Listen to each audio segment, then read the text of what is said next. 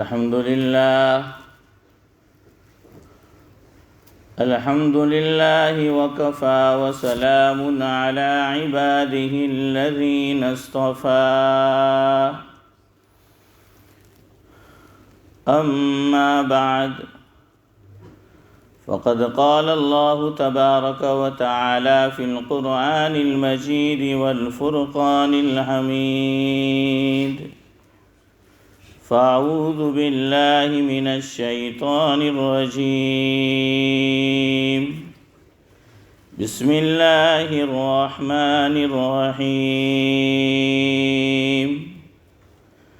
أم حسبت أن أصحاب الكهف والرقيم كانوا من آياتنا عجبا إذا والفتية إلى الكهف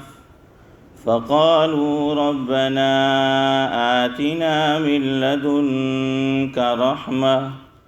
وهيئ لنا من أمرنا رشدا فضربنا على آذانهم في الكهف سنين عددا ثم بعثناهم لنعلم أي الحزبين أحصى لما لبثوا أمدا وقد ورد في الحديث عن أبي هريرة رضي الله تعالى عنه قال قال رسول الله صلى الله عليه وسلم الرجل على دين خليله فلينظر أحدكم من يخالل رواه الترمذي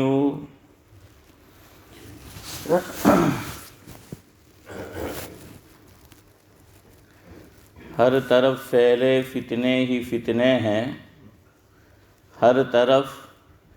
پھیلے فتنے ہی فتنے ہیں، کیا بتاؤں کیا کیا اور کتنے ہیں، کیا بتاؤں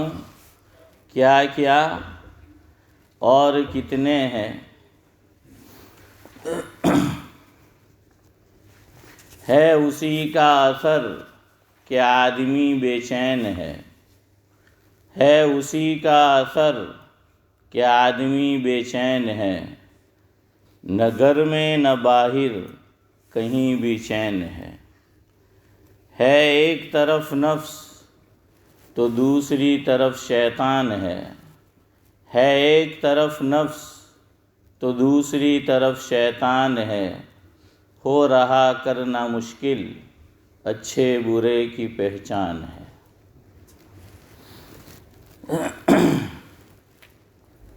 بزرگان محترم، گفتگو یہ چل رہی ہے جمعہ کے دن جمعہ کی نماز سے پہلے ہماری جو یہ مجلس ہوتی ہے اس میں کہ حضرت نبی کریم صلی اللہ علیہ وسلم نے فرمایا، جس کا مفہوم یہ ہے کہ ہو سکے تو سورہ کہف کی شروع کی 10 آیات یا پھر سورہ کہف کے اخیر کی 10 آیات زبانی یاد کر لو، اور علماء نے لکھا کہ پھر اسے روزانہ صبح میں اور روزانہ شام میں پڑھ لیا کرو اگر ممکن ہو، ورنہ کم از کم سورہ کہف کی تلاوت جمعہ کے دن کر لیا کرو۔ اس کا ایک فائدہ یہ لکھا ہے کہ جو مسلمان صبح و شام یا جمعہ کے روز سورہ کہف کی تلاوت کرے گا وہ دجال اور دجالیت کے فتنے سے محفوظ رہے گا۔ اور آج دیکھ لیجئے آپ، ہر طرف فتنے ہی فتنے ہیں دجالیت کے، اچھے برے کی کھرے کھوٹے کی پہچان کرنا مشکل ہو رہا ہے۔ اور دجال اور دجالیت کتنا بڑا فتنہ ہے کہ امی جان حضرت عائشہ رضی اللہ تعالی عنہا فرماتی ہیں، یہ روایت بخاری شریف میں بھی ہے اور مسلم شریف میں بھی ہے، جس کا مفہوم یہ ہے کہ امی جان فرماتی ہے کہ ان النبی صلی اللہ علیہ وسلم کان یدعو فی الصلاۃ یقول اللہم انی اعوذ بک من عذاب القبر واعوذ بک من فتنة المسیح الدجال واعوذ بک من فتنة المحیا والممات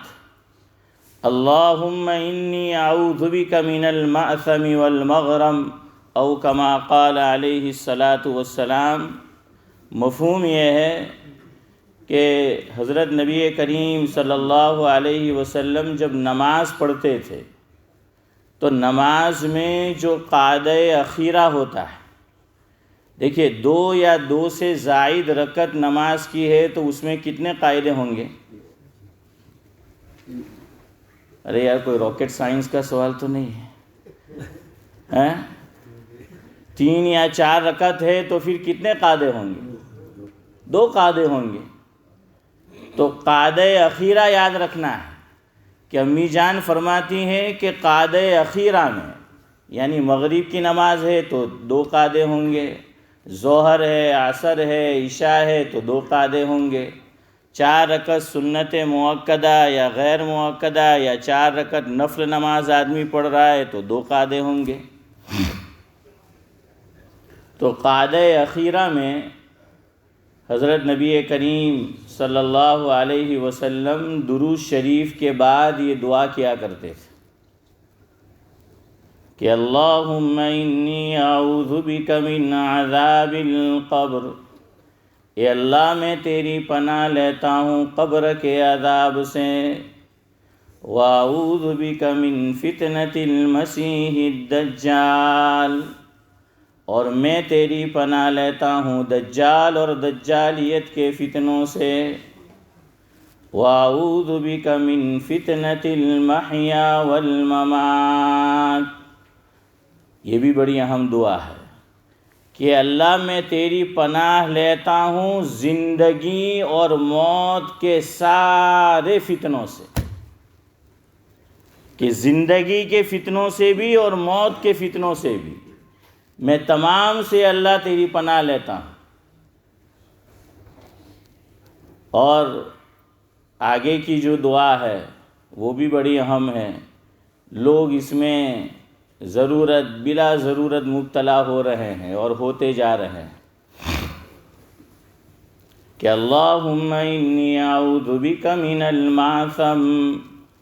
کہ اللہ میں ہر گناہ سے تیری پناہ لیتا ہوں، تو میری حفاظت کر ہر گناہ سے، اور قرضے کے بوجھ سے اور بار سے۔ اب تو کتنے کریڈٹ کارڈ جیب میں پڑے ہوتے ہیں، آدمی نے پرسنل لون بھی لی ہوئی ہے، بینک سے بھی لون لی ہوئی ہے، اس سے قرضہ اس سے قرضہ، حالانکہ نبی کریم صلی اللہ علیہ وسلم قرضے کے بوجھ سے پناہ مانگتے تھے، اور آج میں نے اور آپ نے قرضے کو بہت آسان چیز سمجھ رکھا ہے، اور اللہ بچائے بعض لوگوں کے ذہن میں تو ہوتا ہے کہ ہوں فرق پڑے، دیوائے تو دیوانو نہیں تو بینک رہا ہیں، کئی نہیں ہم کہ ہوں فرق پڑے، تو پہلے سے ہی نیت نہیں ہوتی ہے کہ ہوا تو دیں گے، نہیں ہوا تو کیا فرق پڑتا ہے، یا جا کر کھڑے ہو جائیں گے عدالت کے اندر کہ 5 پاؤنڈ دے سکتے ہیں، 10 پاؤنڈ دے سکتے ہیں، اس سے زیادہ ہماری حیثیت نہیں ہے، اللہ ہی جانتا ہے اس سے زیادہ حیثیت تھی بھی یا نہیں۔ شادی کے لیے قرضہ لیا جاتا ہے، اور بعض مرتبہ چند ہفتے چند مہینے شادی ٹکتی ہے اور ختم، اور قرضے کا بوجھ ابھی بھی سر پہ ہیں، اور باپ قرضے کے بوجھ میں دبا جا رہا ہے، اور بیٹی طلاق لے کے گھر بیٹھ چکی ہے، بیٹا جو ہے وہ طلاق دے کے فارغ ہو چکا ہے، اور باپ نے اپنے سر پہ قرضہ جو ہے اس کا بوجھ سجا رکھا ہے۔ دیکھیے اس سے حضور نماز میں پناہ مانگا کرتے تھے، اس لیے بلا ضرورت جو ہے وہ قرض کے اندر نہیں پڑنا چاہیے آدمی کو۔ اور ویسے پرسنل تو بہت کم لوگ اب دیتے ہیں، کیونکہ سب کو پتہ ہے کہ گیا یہ پاچھا آوا نہ تھی۔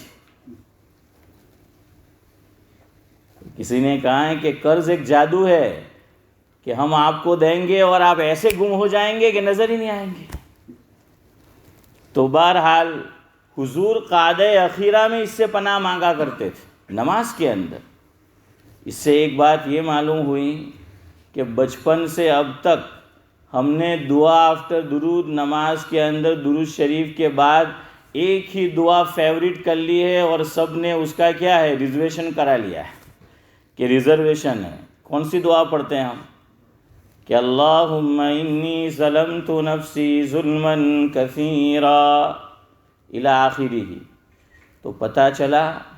کہ یہی ایک دعا پڑھنا ہو ایسا نہیں ہے، حضور سے تو مختلف دعائیں نماز کے قعدہ اخیرہ میں مروی ہے، اور یہ روایت جو میں نے سنائی بخاری شریف میں، بخاری اور مسلم میں یہ روایت موجود ہے۔ اس لیے کبھی اپنی اتحیات فی درود شریف دعا آفٹر درود ختم ہو جائے اور امام صاحب ہو سکتا ہے کہ حضور سے دوسری دعائیں جو قاعدہ اخیرہ میں مروی ہو وہ پڑھ رہے ہو، تو فارغ ہو کے کھنکھارا مت کرو۔ کیا پتہ کہ بھائی ابھی جو ہیں وہ پوری نہیں ہوئی، امام صاحب جو ہیں وہ دعا پڑھ رہے ہیں دوسری، اور خود بھی حدیث پر عمل کی نیت سے دوسری دعائیں بھی یاد کرو کہ ہم درود شریف کے بعد آقا دوسری دعائیں پڑھا کرتے تھے، ہم یاد کریں گے اور ہم بھی اس کو پڑھیں گے۔ تو دیکھیے یہ دجال اور دجالیت کتنا بڑا فتنہ ہے کہ حضور اس سے پناہ مانگ رہے ہیں، اور قعدہ اخیرہ میں مانگ رہے ہیں، نماز کے اندر جو ہیں وہ مانگ رہے ہیں کہ دجال کے فتنے سے ہماری حفاظت فرما۔ تو قعدہ اخیرہ میں آپ اللہم انی ظلمت بھی مانگ سکتے ہیں۔ کبھی آپ کو جلدی ہے، ٹرین پکڑنی ہے، بس جو ہے وہ پکڑنی ہے، ہوائی جہاز وہ وقت ہو رہا ہے، کوئی اور ایمرجنسی ہے، جلدی ہے، تو ضروری نہیں کہ رب اللہم انی ظلمت پڑھیں۔ آپ اور میں اس کی جگہ سب سے مختصر دعا ہے اللہم اغفر لی، یہ پڑھ کر بھی سلام پھیر سکتے ہیں کہ درود شریف کے بعد کیا پڑھ لیا؟ اللہم اغفر لی، اور پھر السلام علیکم ورحمۃ اللہ۔ اور اس سے کچھ بڑی دعا آپ پڑھنا چاہتے ہیں، میں پڑھنا چاہتے ہیں، یا امام کے پیچھے تو بھی پڑھ سکتے ہیں کہ یہ دعا بھی سب کو یاد ہے کہ ربنا آتنا فی الدنیا حسنہ وفی الآخرۃ حسنہ وقنا عذاب النار۔ تو یہ دعا پڑھ لو، یا پھر علامہ شامی نے لکھا ہے فتاوی شام میں کہ یہ دعا پڑھو کہ جو سورہ بقرہ اس کی سب سے آخری آیت اس کا ایک حصہ ہے کہ ربنا لا تؤاخذنا ان نسینا او اخطأنا الی آخرہ۔ یا پھر پڑھ لو کہ سورہ آل عمران اس کا پہلا رکوع ختم ہوتا ہے، اس سے آخر سے اوپر والی آیت کہ ربنا لا تزغ قلوبنا بعد اذ ہدیتنا وہب لنا من لدنک رحمہ انک انت الوہاب۔ یا پھر پڑھ لو کہ رب اجعلنی مقیم الصلاۃ ومن ذریتی ربنا وتقبل دعاء ربنا اغفر لی ولوالدی وللمؤمنین یوم یقوم الحساب۔ شوکت بھائی برابر ہوا حساب کتاب؟ سمجھ آیا؟ تو یہ دعا جو ہے وہ پڑھ لو، اس میں سے کوئی ایک بات اور یاد رکھو کہ امام صاحب دعا آفٹر درود کے بعد جون سی دعا پڑھ رہے ہیں ہمیں تو نہیں معلوم، اور میری اور آپ کی دعا اگر ختم ہو جائے تو بعض مرتبہ آدمی یہ سمجھتا ہے کہ આપણે તો ઇન્નક અંતલ ગફૂર રહીમ પડી ચૂક્યા، હવે ભાઈ અબ્દુલ રહીમ جو ہیں بیچارہ વિચાર کرے کہ હવે ہوں تو علماء نے لکھا ہے کہ کوئی اور دعا پڑھ لو، ربنا آتینا، یا جو ابھی میں نے بتائی، یا ایسا بھی کر سکتے ہیں کہ اللہم انی ظلمتو کا تکرار کرو، یعنی کتنی مرتبہ پڑھو؟ 2 مرتبہ پڑھ لو، اب آپ کہیں گے کہ مول صاحب آپ تو دوڑ જ وقت تھے کہ ایک وقت آکھی نہیں بیجی وقت اڑدھی تھے نہیں امام صاحب سلام پھیرو، تو کوئی بات نہیں، امام صاحب نے سلام پھیرا ہے، آپ جلدی جلدی پوری کر لو ہیں۔ آدھی دعا ہم نے پڑھی تھی اور امام صاحب نے سلام پھیرا تو اسپیڈ جو ہے وہ زیادہ کر دو، جلدی پڑھ لو اور اس کے بعد جو ہے سلام پھیرو۔ امام صاحب دونوں سلام پھیر لے اس کے بعد بھی ہم سلام پھیرے تو کوئی حرج نہیں۔ یہ ضروری نہیں ہے کہ امام صاحب نے ایک سلام پھیرا اور دوسرا سلام شروع کیا تو ہمیں اسی وقت سلام پھیرنا ہے۔ امام صاحب دونوں طرف سلام پھیر دے، ابھی ہماری وہ دعا ادھوری ہے، پوری نہیں ہوئی ہے، تو جلدی جلدی کیا کر لو، اس کو پورا کر لو، پڑھ لو۔ امام صاحب دونوں طرف سلام پھیر دے پھر سلام پھیرو۔ یہی بات ثنا میں یاد رکھو کہ مغرب کی نماز میں مثال کے طور پر میں اور آپ شامل ہوئے اور امام صاحب اللہ اکبر کہہ چکے تھے اور میں نے اور آپ نے اتنا حصہ پڑھا کہ سبحانک اللہم و بحمدک و تبارک اسمک، اور امام صاحب نے کیا شروع کر دی، قرات اور تلاوت یہ شروع کر دی، تو اب جلدی جلدی کوئی بات نہیں، جو اب باقی کا حصہ باقی رہ چکا ہے وَتَعَالَى جَدُّكَ وَلَا إِلَٰهَ غَيْرُكَ جلدی جلدی پڑھ لو، اس کو ختم کر سکتے ہیں۔ بلکہ علماء نے ایک اور مسئلہ لکھا ہے کہ امام صاحب رکوع میں ہے اور میں اسی وقت آیا کہ امام صاحب نے رکوع کے لیے تکبیر کہی، اب میں اللہ اکبر کہوں گا اور مجھے پتہ ہے کہ امام صاحب 5-7 مرتبہ کہیں گے تو کچھ دیر لگے گی، اگر میں اب بھی ثنا پڑھنا چاہتا ہوں تکبیر تحریمہ کے بعد تو اب بھی ثنا پڑھ سکتا ہوں، لیکن آپ کو اتنا جو ہے کانفیڈنس ہو کہ آپ کا امام آپ کو اتنا وقت بھی دے گا ہیں، تو پھر کیا کرو، جلدی جلدی جو ہے وہ ثنا پڑھ کے رکوع کے اندر پھر اس کے بعد جو ہے وہ جاؤ ثنا پڑھنے کے بعد۔ بہرحال مجھے تو بات کچھ اور بتانی تھی، لیکن یہ ایک مسئلہ آپ کو بتا دیا اس لیے کہ یہ روزانہ کا مسئلہ ہے، اس لیے یاد رکھو، الگ الگ دعائیں بھی یاد کرو، اس کو پڑھو، اور کبھی امام صاحب کی دعا جلدی ختم ہو جائے تو کوئی اور پڑھو، یا پھر یہ کہ اسی کا آدمی جو ہے وہ تکرار کرے، تو دجال اور دجالیت کا فتنہ یہ بہت بڑا فتنہ ہے۔ سورہ کہف کی تلاوت کرنے کو کیوں کہا گیا؟ قرآن کریم میں تو سورہ کہف کے علاوہ 113 صورتیں اور ہے، تو حضور نے یہ نہیں فرمایا کہ دجال کے فتنے سے بچنا ہو تو فلاں صورت پڑھو فلاں صورت پڑھو، بلکہ بتایا کہ سورہ کہف پڑھو۔ کیوں؟ اس میں سورہ کہف میں 4 قصے اللہ تبارک و تعالیٰ نے بڑے اہم بیان کیے، اس میں سے ایک واقعہ، 4 واقعات بڑے اہم بیان کیے ہیں۔ ایک واقعہ جو میں نے شروع میں تلاوت کی تھی چند آیات کی، کہ اصحاب کہف جسے ہم کہتے ہیں، کہ وہ چند لوگ تھے جو اپنے ایمان کو بچانے کے لیے کہاں چھپ گئے تھے؟ غار کے اندر وہ چلے گئے تھے، اور جانے کے بعد اللہ تبارک و تعالیٰ سے انہوں نے دعا کی ہے۔ دیکھیے دعا یہ عبادت کا مغز ہے، حضور نے فرمایا کہ الدعاء مخ العبادہ، اور یہ فرمایا ایک روایت میں آقا نے کہ الدعاء صلاح المؤمن، او کما قال علیہ الصلاۃ والسلام، کہ دعا مومن کا ہتھیار ہے۔ لیکن مسجد قباء کے مصلی اسی مسئلے میں برسوں سے پریشان ہے کہ فرض نماز کے بعد دعا کرنی چاہیے کہ نہیں کرنی چاہیے۔ برسوں سے اس مسجد کے مصلی اسی وسوسے میں مبتلا ہے،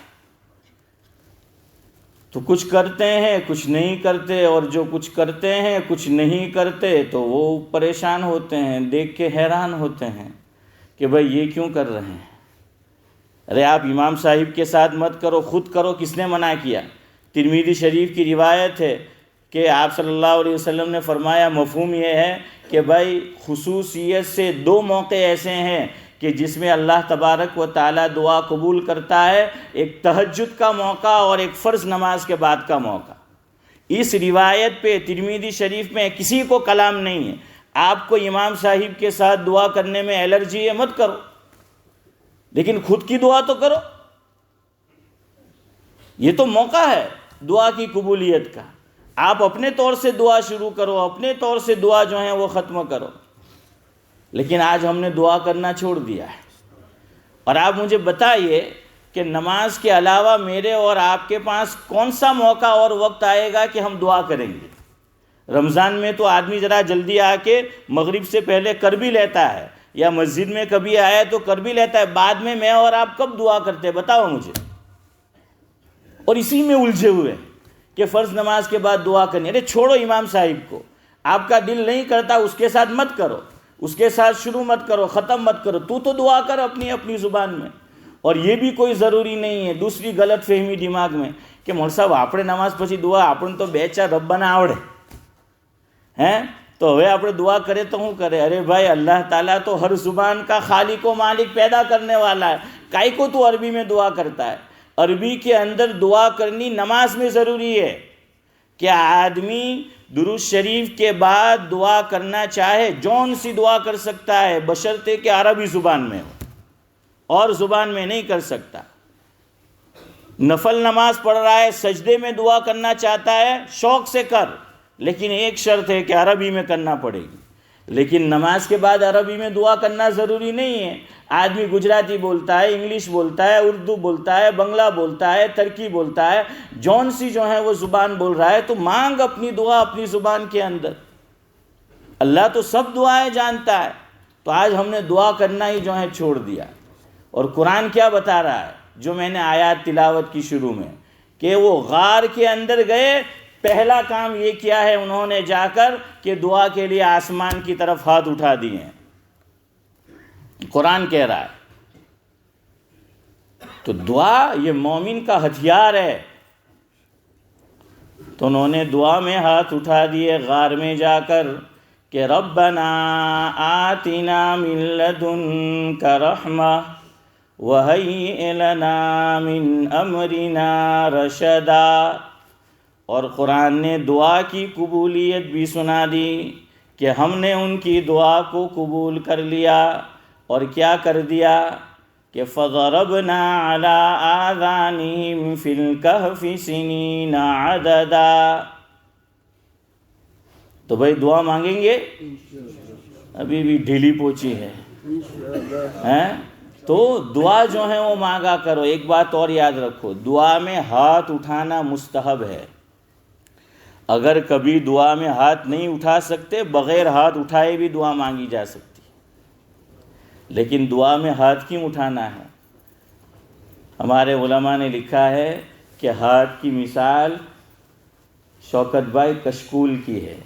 پہلے بلکہ اب بھی انڈیا میں آپ جاؤ تو مانگنے کے لیے آتے ہیں، اب تو وہ چیز نہیں ہوتی، ورنہ ایک بلیک کلر کی چیز ہوتی تھی، اس کو کشکول بولتے ہیں، سنا ہے نا؟ کہ وہ سائل آتا تھا گھر کے باہر اور کہتا تھا کہ جو دے اس کا بھی بھلا، اور نہیں بعد میں نہیں بولتا تھا جو دے اس کا ہی بھلا، نہ دے اس کا کائے کو بھلا بھائی،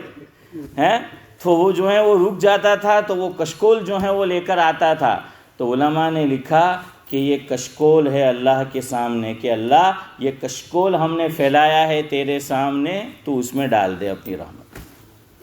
اور دوسرا ہاتھ اٹھانا، ہاتھ نہیں اٹھائیں گے دعا میں، مجھے اور اللہ کو پتہ ہے کہ میں مانگ رہا ہوں، اوروں کو تو نہیں پتہ، لیکن ہاتھ اٹھانے میں اللہ سے آدمی یہ کہہ رہا ہے کہ اللہ میں تو محتاج بلکہ سراپا محتاج ہوں، اور دیکھ میری عاجزی انکساری کو تو دیکھ رہا ہے، لوگ بھی دیکھ رہے ہیں کہ میں اتنا مجبور ہوں کہ میں ہاتھ اٹھا کے تجھ سے مانگ رہا ہوں۔ اس لیے بھائی دعا مانگا کرو، ہاں دعا جو ہے آدمی کے پاس بہت بڑا ہتھیار ہے اللہ تبارک و تعالیٰ سے لینے کا۔ آخری بات اور مجلس ختم کرتے ہیں،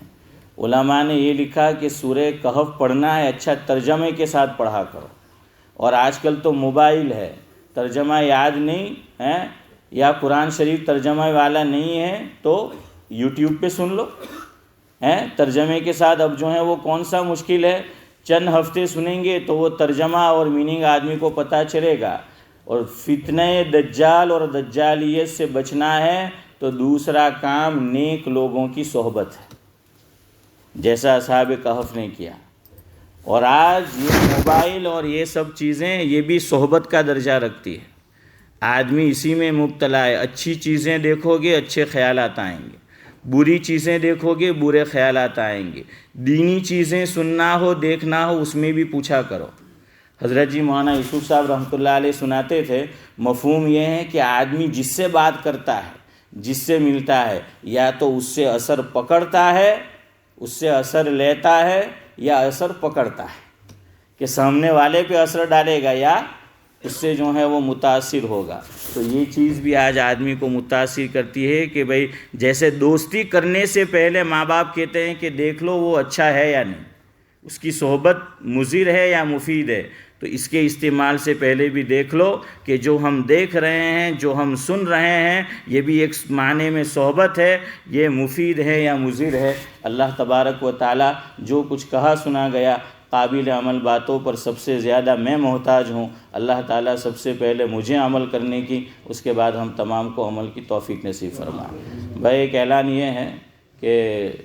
لسبن روڈ جو ہے وہاں پر اولڈ فائر اسٹیشن ہے, اس کے اندر کل سیریا کے لیے چندہ ہوگا 10 بجے سے لے کر 4 بجے تک. تو سبھی حضرات اس میں کچھ نہ کچھ حصہ ڈالنے کی کوشش کریں.